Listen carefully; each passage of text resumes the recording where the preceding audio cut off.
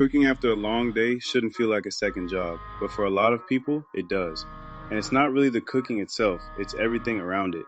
The prep, the waiting, and especially the cleanup. That's usually the part that turns a simple meal into something you don't even want to start.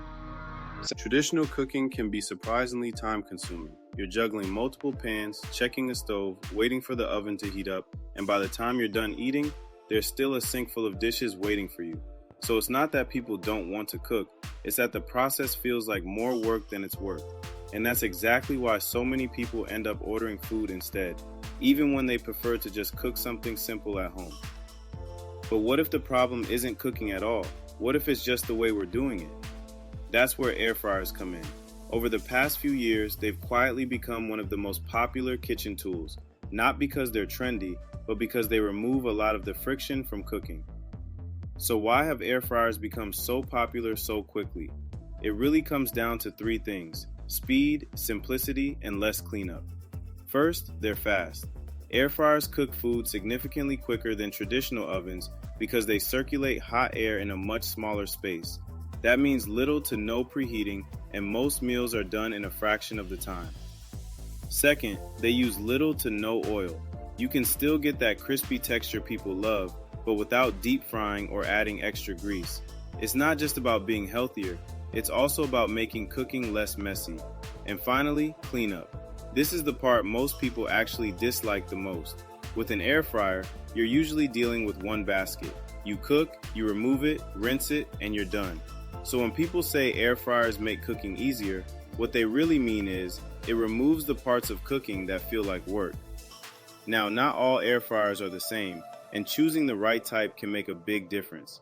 The most common type is the basket-style air fryer. This is the one most people are familiar with. You pull out a drawer, place your food inside, and slide it back in. It's simple, fast, and perfect for everyday meals. Then you have oven-style air fryers. These are larger and designed more like a small countertop oven. They often come with multiple racks, which makes them great for families or cooking multiple items at once. They're also more versatile. You can bake, toast, and reheat. And then there are compact air fryers. These are ideal for smaller kitchens or if you're cooking for one or two people. They take up less space but still give you the same core benefits. So the best option really depends on your space and how you plan to use it. If you're thinking about getting an air fryer, there are a few things that really matter. First is size. Too small and you'll end up cooking in batches. Too large and it takes up unnecessary space. Next is ease of cleaning. Look for non-stick baskets and dishwasher-safe parts. It makes a big difference over time. Then there are the controls. Some models use simple dials, while others have digital screens with presets. If you want something quick and straightforward, simpler is often better. And finally, versatility.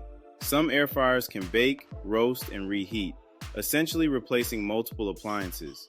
The goal is to find something that fits your routine, not something that complicates it. If you're trying to make cooking faster and less stressful, an air fryer is one of the easiest upgrades you can make. I've linked a few of the best options below depending on what you're looking for. Simple, larger capacity, or something more versatile, so you can find what fits your setup and makes cooking feel a lot easier.